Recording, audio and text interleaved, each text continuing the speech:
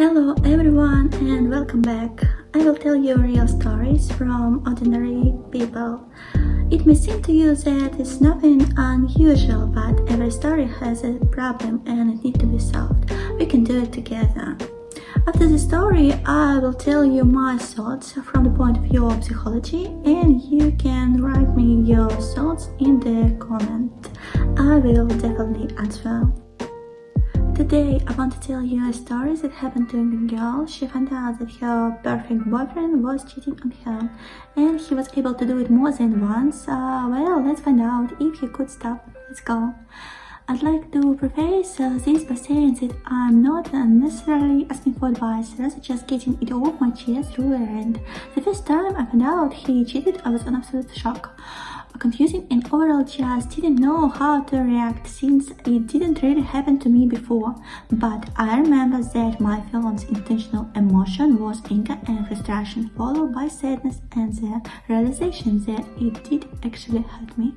When we got together, I thought I couldn't have found a better match, and everything was amazing from all points of view. We had a lot of things in common: great text, chemistry, aligned mentalities and worldviews, and a common interest in literature, philosophy, and books in general. Overall, very compatible and comfortable with each other, both of us normally being pretty solitary individuals in our day-to-day life. I remember thinking it was too good to be true, especially after living a very abusive previous relationship, both mentally and physically. But I shut down that so fast, thinking I was just traumatized from my previous relationship. Well, that feeling grew stronger and stronger because up until that point, I legitimately couldn't find a flaw, a small inconvenience, nothing at all, and in all close and healthy relationships, despite all appearances, there is at least one. A healthy relationship doesn't mean you never disagree on anything and you never argue. It means you communicate properly and effectively in a healthy manner so you can both reach common ground and grow together through compromise. During that time, we shared a laptop from music, movies, and such, and while he was at work, our work schedules don't always match. He has multiple shifts and I work the equivalent of a 9 to 5. I noticed that he was still logged into his Facebook. Now, I shit you not, I spent almost half an hour debating myself if I should follow my instinct and snoop or not. I had it happen to me regularly in the past, and I know how damaging and painful the feeling of distrust can be, especially since I was nothing but loyal and there never was any reason to do that. I swore to myself I will never be that kind of person, and I never even was up until that point. I was always pretty secure in my own place and pretty confident, but in the end I succumbed to that feeling and just wanted answers. When I found out he had been flirting and sexting with other women, my heart dropped to my stomach, and after 10 minutes of pure shock, I started sobbing. I told him that night that I want to have a talk the next day, after I get some rest and composure, so I can articulate properly and maturely what I had to say. A big part of me was also feeling guilty because I felt like what I did was a breach of privacy, but after a while I came to terms with this guilt because I realized that in this scenario the end really justifies the means, and really I just subconsciously blamed myself for finding out, because I would have probably still been happy till this day if I never found out. Regardless, I prefer the ugly truth. I love this man too much and still felt like he checks most of the boxes I'm looking for, so I stayed and he promised to never betray me like that again. He told me that he loves me, not even proposed the idea of polyamory at the same point, thinking that maybe that's really what he wants and I can be pretty open-minded as long as there's communication. But he still chose monogamy for consent before we agreed on monogamy because official and moved further closer into the relationship. The lines were very grey there, so I thought that maybe this was his into. He still cheated on me, some as always, virtually 16 random women and stuff. But the reason why I'm ranting here is because recently shit has hit the fan, so to say. I found out he had been talking to his ex, making all sorts of confessions, and what absolutely shocked me is one note that he had on his phone in which he describes how she was his everything, his best, how he has always wanted to get back with her even since they broke up, how he still cannot process the fact that they are no longer together, even go as far as so saying that at some point he would have even accepted her polyamory condition if it meant that they would still be together. She was into it, he was not. Main reason it did not work, he broke things with her.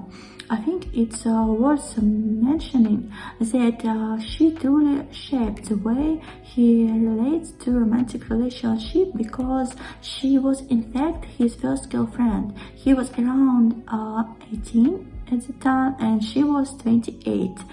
The age gap definitely mattered, and before I get questioned about the legal part of it, I'm not sure if he truly was 18 or not. And no one really said anything about it, unfortunately, because she is a woman and he is a man. Needless to say, my heart was absolutely shattered piece by piece, word by word read, and I felt psychically sick, almost threw up. This one thing, to chat with random people online where you are bored, and another to be fully present in a moment in time where I don't belong, not exist. I feel like our entire relationship was a lie. Everything I built and invested was climbing beneath my feet. My core was melting, my heart bled on the inside when thought of him being able to write all of this pour his soul out, completely casting me into oblivious, or like I don't even exist, like on this planet there is only him and her absolutely crushing me to pieces. I guess this means my everything, and he couldn't ever see or acknowledge it, let alone appreciate it, for he had enough space in his mind for me, and not for someone else. He wouldn't have put it the effort. The fact that I did my best to take care and nurture him to the point of realizing my own feelings and shutting them down so I can't prioritize and understand his and him emphasize while I was a ghost of him killed me. He doesn't know me and he never will, despite the fact that I was an open book. He was too busy to reading another one. Maybe he will never even know that there was a possibility that this book could be his favorite. He never gave it a try, and that's okay. I'm too broken to feel anymore, and in all my self-awareness, I know that I have become too insecure to live. I know that I'm dumb, and I know that I have to self-respect, and it's true. If I had remained with the tiniest bit of self-love and self-respect, I would have left long ago. I had what I had become, but I never really liked this world either. So if I can be useful to someone, at least by remaining and giving up of my dreams to help them achieve theirs, this can be a purpose too. I am not made for any grand design. It all went downhill when I switched from being the gifted prodigy child to the mental ill one anyway. I'm simply too fucked up to give up a shit about what happened to me anymore. Thank you all for reading. Okay, that's awful. It would be nice if letting go it is all it took and it wasn't easy. As you know so well, it isn't. I want to tell you about emotional walls in the past. They are necessary to protect people's heart and allow them to heal.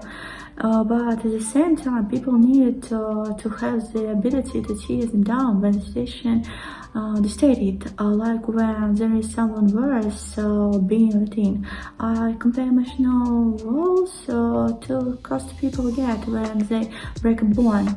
They're necessary and useful for a period of time, but harmful if they remain too long. Some of the most refreshing cases were when couples came together that were perfect for each other, but one of the people had so much distrust and hurt from previous experiences of relationships. They couldn't truly let their partner in, which means there wasn't an opportunity for unconditional trust in the relationship, not true bonding between the two. About the romantic situation when people copy the habits of his or her ex.